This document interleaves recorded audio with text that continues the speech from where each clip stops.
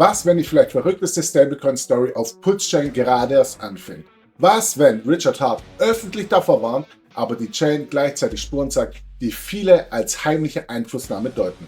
Und was, wenn genau dieser Widerspruch der Schlüssel ist, um zu verstehen, warum P-Dai für manche nur ein kaputter Fork ist und für andere das Einhorn der Einhörner auf Pulse-Chain? Genau darüber reden wir heute, denn P-Dai ist nicht nur einfach ein weiterer Coin. P-Dai ist ein Rätsel, ein Krieg um Narrative, ein technisches Experiment und vielleicht die kontroverseste Stablecoin-Geschichte im gesamten Crypto-Space.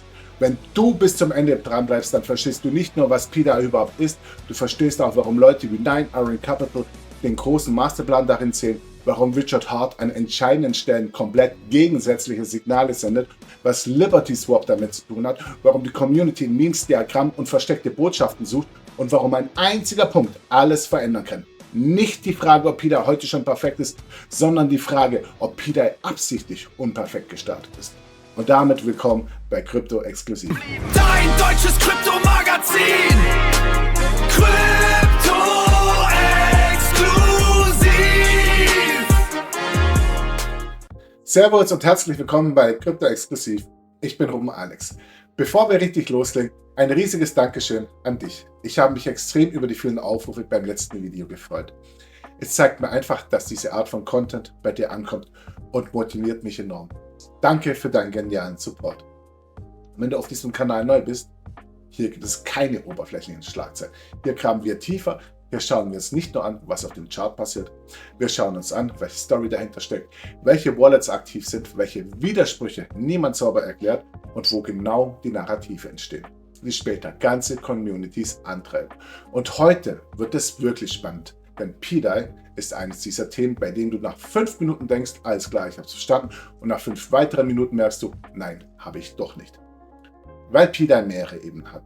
Die erste Ebene ist simpel, die zweite ist technisch und die dritte ist fast schon detektivisch. Und die vierte Ebene ist der Punkt, an dem du aus einem Stablecoin plötzlich ein Mythos wird. Also lass uns das mal sauber auseinandernehmen. Von Anfang an, ohne Hypebrille, ohne FAT-Brille, sondern so, dass du am Ende wirklich verstehst, was hier abgeht. Bevor wir gleich über Richard Heart, Nine Iron Capital, Liberty Swap und all diese On-Chain-Puzzleteile reden, schauen wir uns erstmal an, was selbst Außenstehende sofort ins Auge springt. Den Chart von P-Dai. Denn ganz egal, auf welcher Seite du bei diesem Thema stehst, der Kursverlauf von P-Dai ist nicht normal und genau deshalb ist das der perfekte Einstieg. Wenn du dir die ersten Charts anschaust, dann siehst du zuerst einen brutalen, explosiven Anstieg. Nicht so ein langsames Hochkriechen wie bei langweiligen Stablecoin-Diskussionen, sondern eine Bewegung, die direkt klar macht, hier ist von Anfang an extrem viel Emotion, Spekulation und Hoffnung im Markt gewesen. Dann kommt die nächste Phase. Eine lange Strecke, in der P-Dai zwar nicht bei $1 ist, aber immer wieder zeigt, dass dieser Coin eben einfach nicht tot umfällt. Er hat Ausschläge, Rücksetzer, Erholungen und immer wieder Bewegungen zeigen, die Story lebt weiter. Und genau das sieht man in den Charts auch sehr stark. Eine Phase zeigt einen massiven Anstieg von rund $0,034, also über 3400x in einem längeren Abschnitt. Dann sehen wir auf dem anderen Chartstück einen brutalen Rückgang von fast minus 99% in relativ kurzer Zeit. Und danach wieder eine Erholungsbewegung von rund $0,08, also wieder über 340x. Allein daran merkst du schon, das ist ja keine normale Stablecoin-Preisgeschichte. Das ist ein Markt, der zwischen Hype, Kapitulation und neuer Hoffnung hin und her schwimmt. Und jetzt wird es interessant, wenn wir auf den großen Wochenchart schauen, da sieht man, dass P-Dai nach diesen extremen Ausschlägen nicht einfach verschwunden ist. Stattdessen hat sich über längere Zeit eine Art Basis gebildet. Kein Pack, ganz klar nicht, aber eben auch kein kompletter Token.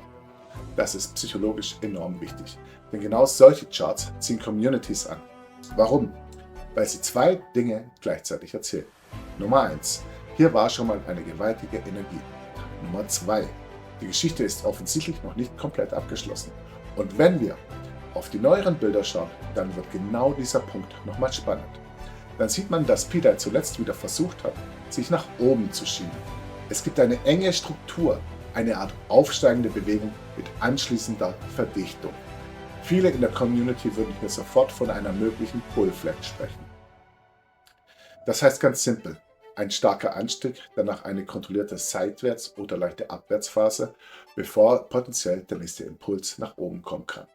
Die Idee dahinter ist klar. Wenn P-Dye aus dieser Trendline sauber nach oben ausbricht, dann schauen viele sofort auf den Bereich um die $0,0027 als mögliches nächstes Preisziel. Ganz wichtig dabei, das ist keine Garantie und das ist auch keine magische Vorhersage, aber es zeigt, warum P-Dye für Trader, Spekulanten und die Community weiterhin spannend bleibt. Denn der Chart sagt im Grunde 3 Dinge gleichzeitig. Erstens, P-Dye kann extrem explosiv reagieren. Zweitens, P-Dye kann brutal abstürzen. Und drittens, P-Dye ist trotzdem immer noch da und baut immer wieder Struktur auf.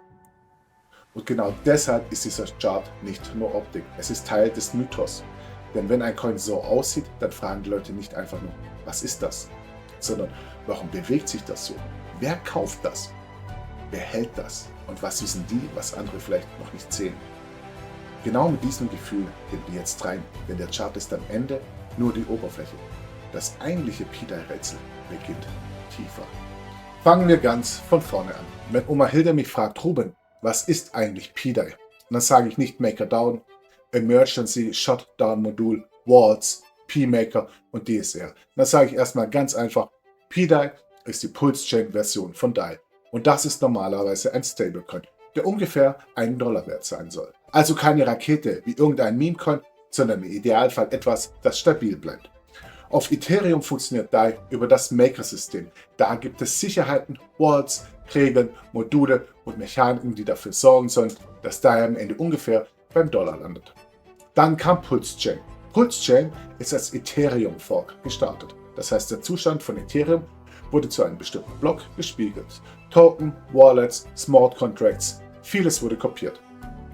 Und dadurch existierte plötzlich auch DAI auf Pulse Chain, nur eben als P-Dye.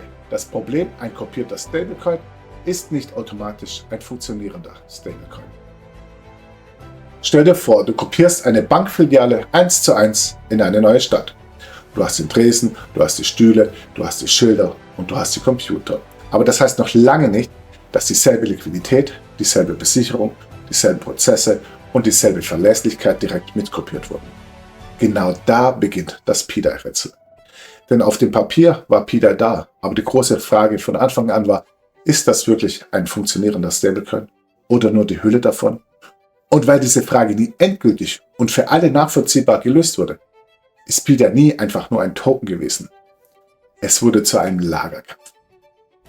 Die eine Seite sagte, kompletter Quatsch, nicht gedeckt, zu riskant, Finger weg. Und die andere Seite sagte, gerade weil es keine Admin-Keys, gerade weil es keine zentrale Kontrollinstanz und keine klassische Fiat-Abhängigkeit gibt, ist P-Dye das radikalere und langfristigere Stablecoin-Experiment. Genau da kommt 9 Iron Capital ins Spiel. Wenn du P-Dye auf X verfolgst, kommst du an 9 Iron Capital nicht vorbei. Ich sage es ganz direkt, 9 Iron ist nicht einfach ein Kommentator. 9 Iron ist im P-Dye-Kosmos so etwas wie der Cheferzähler. Er hat aus P-Dye keine trockene DeFi-Debatte gemacht, er hat daraus eine Saga gemacht. Eine Heldenreise, eine Entschlüsselung, ein großes Puzzle. Ein System, das erst chaotisch aussieht, aber angeblich Schritt für Schritt seinen Sinn offenbart. Sein zentrales Narrativ lautet sinngemäß, P-Dye ist nicht tot, P-Dye ist nicht zufällig, P-Dye ist nicht irgendein wertloser Fork, sondern P-Dye ist Pulse Chains native Stablecoin in Entstehung. Und immer wieder kommt diese Kernaussage. P-Dye to $1 is inventable. Nicht als vorsichtige Möglichkeit, sondern fast schon als geschichtlicher Endpunkt. Als etwas, das unausweichlich ist, wenn man nur tief genug versteht, was on-chain bereits passiert. 9 Iron baut diese Erzählung auf mehreren Pfeilern auf. Erstens, P-Dye sei besonders attraktiv, weil es im Gegensatz zu vielen klassischen Stablecoin keine Admin-Keys hat, keine einfache Blacklist, kein zentraler Emittent, der mal eben Coins anführt. Kein typisches Fiat-Modell mit denselben Angriffspunkten wie bei USDC oder ähnlichen Konstrukten. Zweitens, das Maker-artige System auf Pulse Chain ist ja eben nicht bloß ein totes Fossil, sondern etwas, das über Governance, Walls, Sparmechaniken und neue Nutzung wieder zum Leben gebracht werden könne.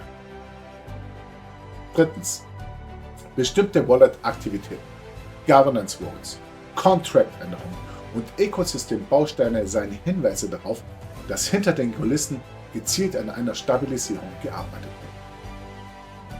Denn Nine Iron spricht nicht einfach nur über den Preis. Er spricht über Motive, über Zusammenhänge, über Signale, über vermeintliche Fingerabdrücke im System. Genau daraus entsteht die Wucht dieser Story. Es geht ja längst nicht mehr um die banale Hoffnung auf den nächsten Preisanstieg. Es geht darum, dass im Schatten der Blockchain gerade eine Infrastruktur hochgezogen wird, die die Vorstellungskraft der meisten Menschen noch komplett übersteigt. Aber jetzt kommt der Knall, denn ausgerechnet Richard Heart sendet lange Zeit fast das Gegenteil. Einer der Gründe, warum PDAI so viel Aufmerksamkeit zieht, ist dieser fundamentale Widerspruch. Die Community sieht in Richard Heart quasi den Gegner, den heimlichen Architekten oder beides gleichzeitig. Und das ist natürlich narrativ brutal stark, denn einerseits gab es von Richard Heart klare negative Signale rund um PDAI. Die Stoßrichtung war sinngemäß: Vorsicht, nicht einfach kaufen, das Ding ist problematisch, das System ist nicht sauber, da gibt es Gefahren. Genau solche Aussagen haben sich in der Community eingebaut. Und genau deshalb ist PDAI nie einfach nur ein Bullcase geworden, es blieb immer ein Konfliktthema. Aber dann kommen die anderen Spuren. Plötzlich beobachtet die Community Governance-Aktivitäten. Plötzlich werden Smart Contracts verändert. Plötzlich entstehen Theorien, dass genau jene Kräfte, die PDAI öffentlich kleinreden, hinter den Kulissen längst an der Struktur arbeiten. Und genau hier wird es für die PDAI-Community richtig spannend. Dann kommt dieser Richard Heart-Post dazu, in dem er sinngemäß sagt, dass der PDAI-Krebs womöglich bald enden könnte, weil jemand die Fire-Funktion im ESM-Modul ausgelöst hat, die wiederum End.Cage startet und damit den Shutdown des Systems einleitet. Das ist ein Schlüsselmoment, denn viele Zuschauer werden da erst einmal denken: Moment mal, Shutdown, klingt das nicht bullish, wenn endlich was passiert? Nein, nicht automatisch. Und genau da muss ich das für Oma Hilde erklären. Stell dir das Maker-System wie eine Fabrik vor, die normalerweise weiterläuft. Sie produziert, verwaltet Sicherheiten, erlaubt bestimmte Funktionen, lässt Mechaniken weiterdrehen. Wenn das ESM, also das Emergency Shutdown Modul, ausgelöst wird, dann ist das nicht der Moment, in dem die Fabrik plötzlich auf Höchstleistung geht. Es ist eher der Moment, in dem jemand den Notaus bestätigt. Die Maschine wird eingefroren, das System geht in einen Shutdown-Modus. Bestimmte normale Funktionen stoppen. Es beginnt eine Abwicklungslogik. Und genau deshalb ist dieser Punkt so brisant, weil er zeigt, wie unterschiedlich selbst harte On-Chain-Signale innerhalb der Community gelesen werden. Ein paar wenige PDAI-Bros würden sagen: Da passiert endlich was On-Chain. Das System wird bearbeitet. Es gibt Bewegung. Das ist der Beweis, dass die Story lebt. Die Skeptiker sagen: Moment, ein Emergency Shutdown ist kein Packwunder. Das ist eher ein Einfrieren oder ein Notausknopf. Das kann gerade das Gegenteil eines normalen Stablecoins Comeback bedeuten. Und genau daraus entsteht der zentrale Konflikt. Ist das der letzte Sargnagel für PDAI oder der notwendige Reset, bevor daraus etwas Neues entsteht? Das ist eine starke, ehrliche und zugleich maximal spannende Frage. Lass uns das einmal komplett simpel machen für unsere Oma Hilde. Das Maker-System ist ein großes Regelwerk mit vielen Hebeln. Damit so ein Stablecoin überhaupt funktionieren kann, müssen diese Hebel sinnvoll zusammenarbeiten. Das ESM ist der Notfallknopf. Wenn der gedrückt wird, sagt das System vereinfacht: Stopp, jetzt frieren wir die normale Logik ein. Jetzt geht es nicht mehr darum, normal weiterzulaufen, sondern geordnet herunterzufahren und abzurechnen. Das Endmodul kümmert sich dann um diese Shutdown-Phase. Das heißt, wenn jemand Fire im ESM auslöst und dadurch Cage im Endvertrag startet, dann reden wir nicht über ein normales Weiterlaufen des Systems, sondern über den Beginn des Shutdown-Prozesses. Warum ist das wichtig? Weil daraus zwei komplett gegensätzliche Thesen entstehen. These Nummer 1. Das PDAI-Experiment scheitert gerade sichtbar und wird technisch eingefroren. These Nummer 2. Das alte fehlerhafte System wird absichtlich beendet, damit ein neuer, sauberer Zustand entstehen kann. Und genau deshalb ist dieser Richard Heart Post für die Community so spannend. Er bringt plötzlich ernst rein, nicht nur Memes, nicht nur wilde P-Dye-to-Dollar-Rufe, sondern harte Systeme. Jetzt kommen wir zu dem Teil, der dem Ganzen diesen echten Detektiv-Vibe gibt. Denn wenn man sich diese beiden Screenshots mal ganz genau anschaut, bemerkt man eine scheinbare Unstimmigkeit.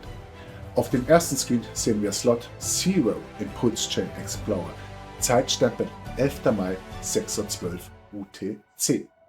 Der inoffizielle Startschuss, aber der zweite Screen zeigt uns Block 17.233.000, den Moment des Ethereum Snapshots. Der Zeitstempel hier 10. Mai 2023, 22:52 UTC. Wir haben hier also eine Lücke, ein Zeitfenster von über 6 Stunden zwischen dem Snapshot und dem Start der ersten Epoche auf Pulse Chain. Und genau da wird es unfassbar spannend. Denn was passierte in diesen 6 Stunden? Viele denken, das Netzwerk stand einfach still. Aber die Realität bei so einem Hard Fork sieht anders aus. Genau in diesem Zeitfenster wird der Genesis-Zustand konfiguriert. Das ist die Zeit, in der das System angepasst wird, bevor die Validatoren den Startblock absegnen. Wenn du das Netzwerk und die Validatoren kontrollierst, kannst du in diesem Fenster quasi die Spielregeln festsetzen und Bilanzen anpassen, ohne dass es dafür klassische Transaktionen im Explorer braucht. Und genau das ist passiert und es lässt sich auch beweisen. Wenn man tief in die Verträge schaut, findet man zum Beispiel den 86FF Contract. Über den wurden per Compound Flash Loans satte 151 Millionen P-Dye und 176 Millionen PUSDC gemintet. Und das am 11. Mai, also noch bevor Pulse Chain überhaupt offiziell für die Masse gelauncht wurde. Ein anderes Beispiel gefällig? Auf einer bestimmten Wallet tauchten plötzlich über 6,3 Millionen Pulse Chain Token auf. Einfach so, ohne dass dafür vorher eine On-Chain-Transaktion gab. Die Coins wurden schlichtweg in den Genesis-Block geschrieben. Das zeigt uns klipp und klar, hier wurden im Hintergrund massiv Positionen in Stellung gebracht. Das bringt uns zu einer extrem wichtigen Erkenntnis. Wenn bei einem Fork eine Partei den Konsens kontrolliert, gelten völlig andere Spielregeln. Manche Dinge sollen so aussehen, andere vielleicht eher nicht. Selbst bei den Burn-Adressen wird es mysteriös. Da taucht eine ominöse 369-Wallet auf, deren Ursprung auf Ethereum-Hacker im Jahr 2016 zurückgeht. Warum nutzt man so eine Adresse als Burn-Adresse? Warum lässt man dieses Risiko offen? Das ist vielleicht noch gar kein finaler Beweis für eine riesige Verschwörung. Aber es beweist eines zu 100%. P-Dye und die gigantische Infrastruktur dahinter waren kein Zufall des Launchtages. Sie wurden in diesem 6-Stunden-Fenster ganz gezielt vorbereitet, lange bevor wir normalen Nutzer am 13. Mai überhaupt den ersten Trade machen durften. Jetzt wird's wild, denn normale Leute denken bei Memes, lustig, weiter, hahaha. Die P-Dye-Community denkt bei Memes oft, Moment, was will uns das wirklich sagen? Nimm das Instructor-Me. Auf den ersten Blick ist das einfach ein absurd witziges Kryptobild. Ein Symbol für Bots, Liquidation, gnadenlose Marktmechanik, jemanden oder etwas, das Werte aus dem System zieht. Aber die Community schaut tiefer rein. Wirklich tiefer. Bis in die Ecke des Bildes. Da wird nicht nur gelacht, da wird interpretiert, da werden Signaturen gesucht, Hinweise, Anspielungen und subtile Verbindungen. Und das, meine lieben Freunde, macht diesen Teil so interessant. Wichtig ist dabei vor allem eines, die Balance zu halten. Es geht also nicht darum, das alles als endgültigen Beweis zu verkaufen. Spannend ist vielmehr, dass die Community dieses Meme wie eine verschlüsselte Nachricht liest. Genau das zeigt, wie aufgeladen das Thema inzwischen ist. Denn sobald ein Ökosystem anfängt, Memes wie On-Chain-Hinweise zu behandeln, bist du an einem Punkt angekommen, an dem ein Coin mehr ist als nur ein Coin. Dann wird er zum Mythos. Dann wird jede Ecke eines Bildes, jede Formulierung, jede Anspielung Teil der Story. Und das kannst du stark formulieren. Wenn Leute beginnen, in Memes dieselben Muster zu suchen, wie in Wallets, Contracts, dann merkst du, dass P-Dye längst nicht mehr nur eine Stablecoin-Debatte ist, dann ist P-Dye Kultur geworden. Jetzt kommen wir zu einem Punkt, den man leicht unterschätzt, obwohl er für die ganze P-Dye-Story extrem wichtig ist. Denn wenn man 9irons Thread wirklich genau durchliest, dann ist seine These zu Liberty Swap deutlich präziser als einfach nur Bridge gut, Mehr Liquidität? Gut. Sein eigentliches Argument ist viel spezieller. Er sagt sinngemäß, das Problem ist nicht nur, ob es Privacy gibt, das Problem ist, wie Menschen aus Privacy-Systemen wieder herauskommen, ohne dabei sofort wieder komplett gläsern zu werden. Und genau da setzt seine Logik zum Tornado Cash, Railgun, RoofX und Liberty Swap an. Privacy allein löst das Problem noch nicht. 9iron sagt im Kern, Tornado Cash und Railgun haben zwar versucht, dieses Problem zu lösen, aber beide haben einen Haken. Warum? Weil zwar innerhalb dieser Systeme Privatsphäre entsteht, die Ein- und Ausgänge der Pools aber trotzdem stark beobachtet und analysiert werden können.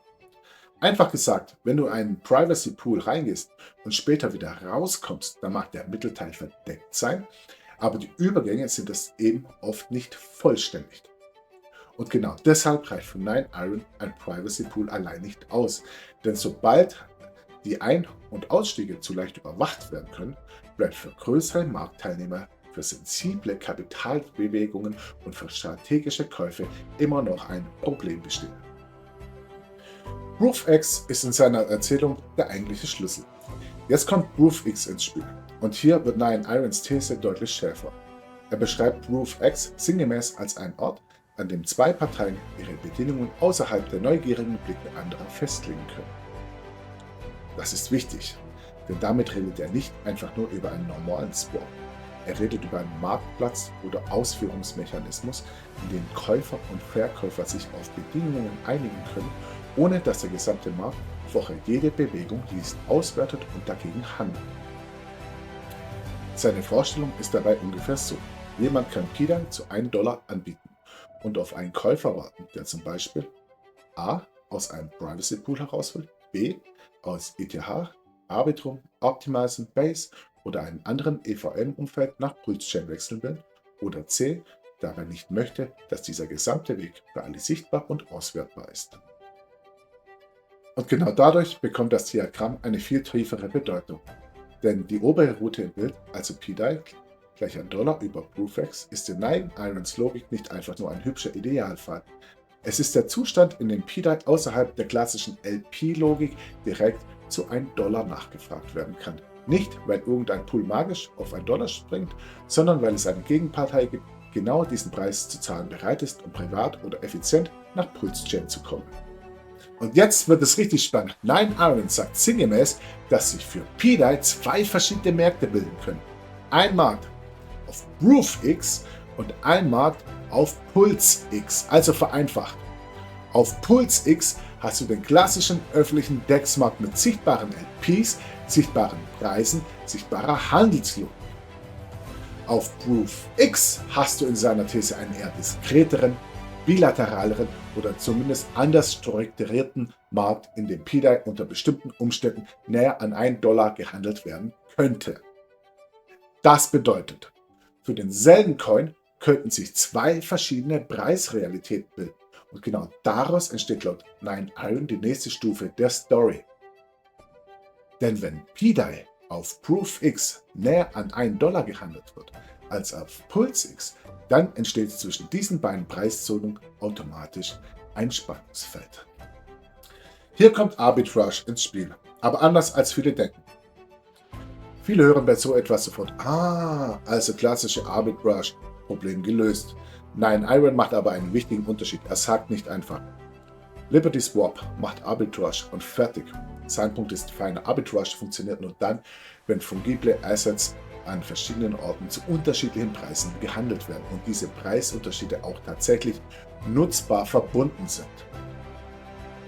Also ganz simpel, nur weil irgendwo theoretisch ein anderer Preis existiert, heißt das noch lange nicht automatisch, dass man ihn sofort und risikolos ausnutzen kann. Dafür brauchst du Verbindungen, Wege, Ausführung, Liquidität und technische Verlässlichkeit.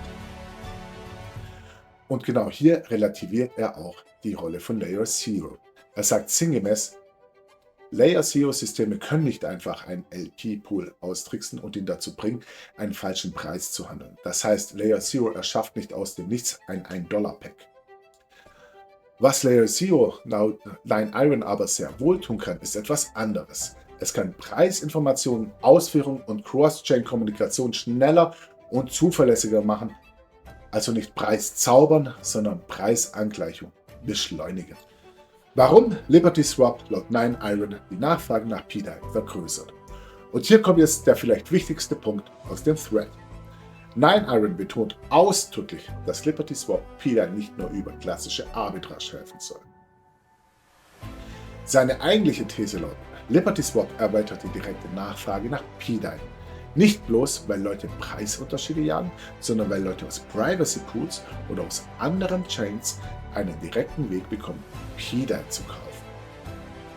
Das ist ein sehr wichtiger Unterschied, denn in dieser Erzählung ist PDAI nicht nur irgendein Coin, der zwischen Pools hin und her geschoben wird, sondern ein Zielasset für Leute, die privat aus einem bestehenden Pool heraus wollen, Kapital aus anderen EVM-Ökosystemen auf Pulse-Chain bringen wollen und dafür einen diskreteren oder effizienteren Ausführungspfad suchen.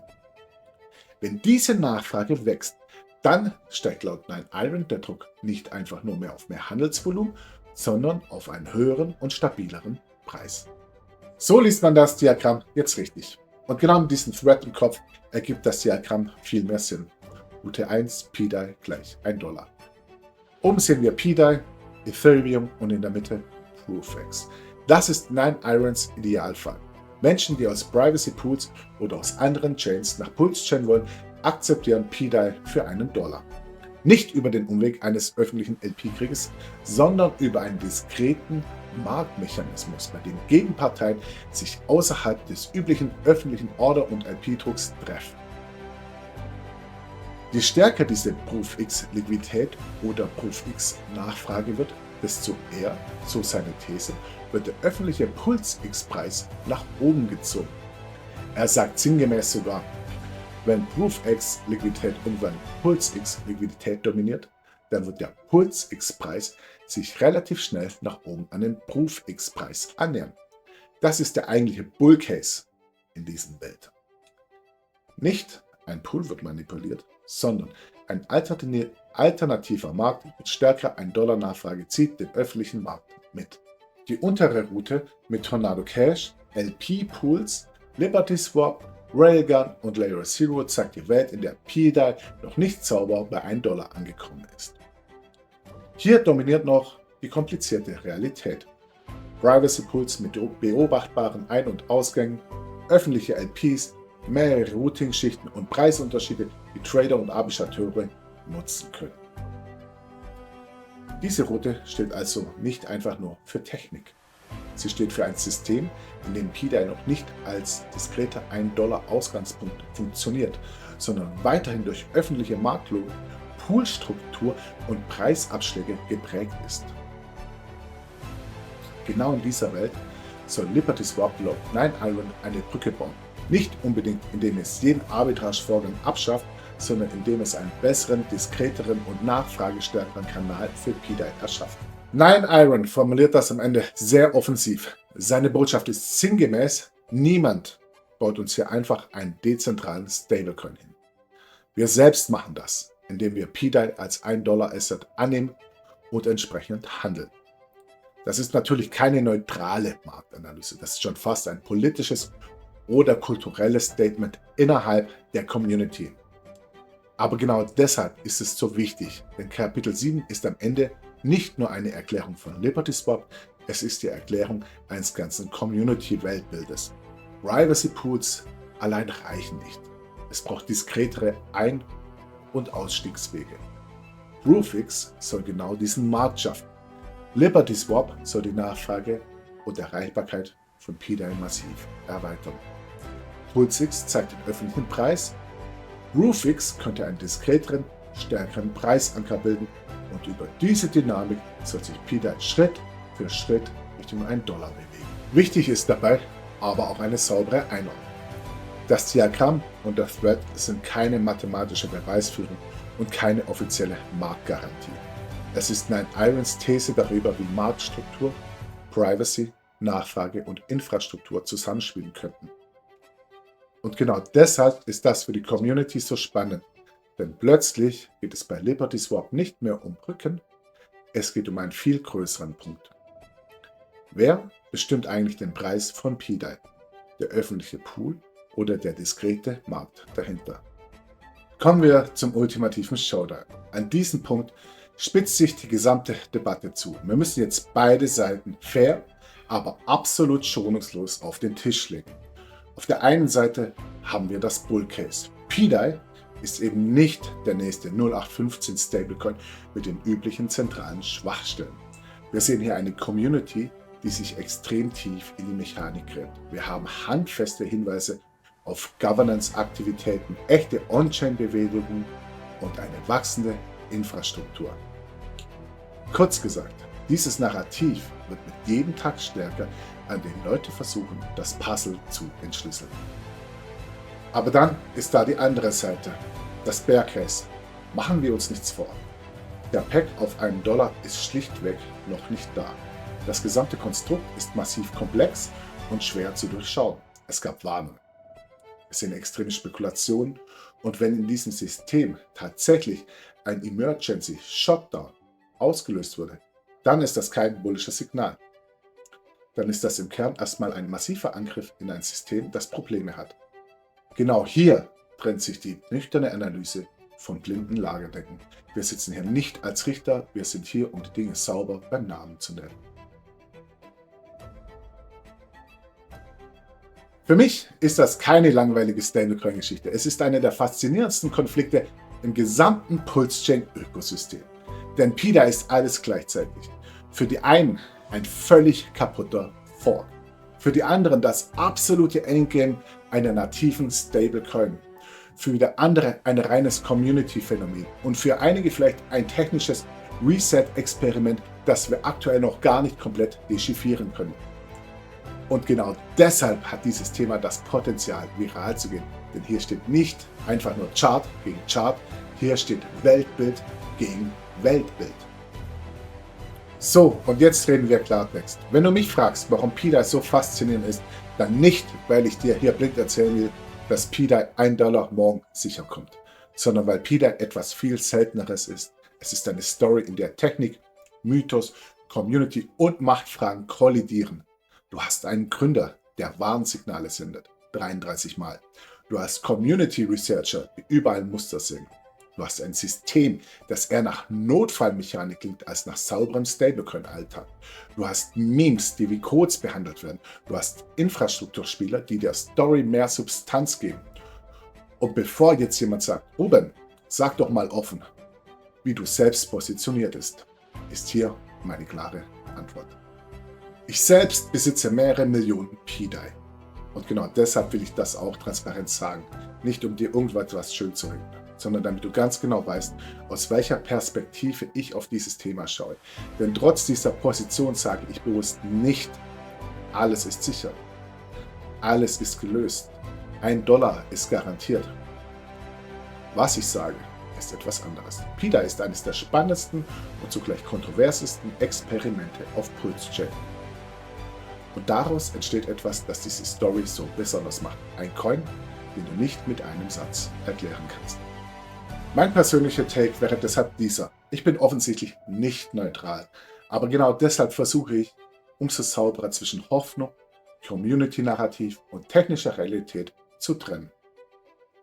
PDAI ist nicht langweilig genug, um ignoriert zu werden, aber auch nicht sauber genug, um einfach blind vertraut zu werden. Und genau zwischen diesen beiden Polen liegt die Chance. Nicht die Chance auf blindes Kaufen, sondern die Chance, eines der spannendsten Kryptonarrative früh zu verstehen. Bevor ich die Frage an dich weitergebe, der obligatorische, aber extrem wichtige Hinweis. Alles, was wir hier besprechen, ist On-Chain-Analyse und reines Research. Das hier ist keine Finanzberatung. Aber genau auf dieser Basis will ich jetzt deine Meinung wissen. Ist PDAI für dich ein geniales Langzeitpuzzle, das gerade von immer mehr Leuten Stück für Stück zusammengesetzt wird? Oder ist das Ganze am Ende doch nur ein Mix aus purer Hoffnung, Meme-Kultur und einem System, das technisch gesehen mehr Probleme hat, als die Community zugeben will? Und die allerwichtigste Frage, ist dieser Emergency Shutdown für dich das Ende von PDAI oder ist es genau der Reset, nachdem die eigentliche Story überhaupt erst richtig beginnt? Schreib es mir jetzt unten in die Kommentare. Ich will heute wirklich lesen, wie du die Sache siehst. Und ich sage dir ganz ehrlich, ich habe hier auf meinem Schreibtisch noch Dinge liegen, die wir heute noch gar nicht besprochen haben. Noch deutlich mehr Infos, noch brisantere Screenshots, tiefe On-Child-Puzzleteile, die zeigen, wie weit dieser Kaninchenbau wirklich nach unten führt. Das alles hätte dieses Video heute völlig komplett gesprengt. Wenn du darauf Bock hast und wir das Thema weiter vertiefen sollen, lass es mich ebenfalls in den Kommentaren wissen. Wenn das Interesse da ist, mache ich dazu ein weiteres Video. Wenn dir dieser Deep Dive gefallen hat, dann lass ebenso einen Like da, abonniere den Kanal und aktiviere die Glocke, um nichts mehr zu verpassen. Ich bin Alex, das ist Krypto Exklusiv und wir sehen uns im nächsten Video. Bis dann, mach's gut und mach's exklusiv.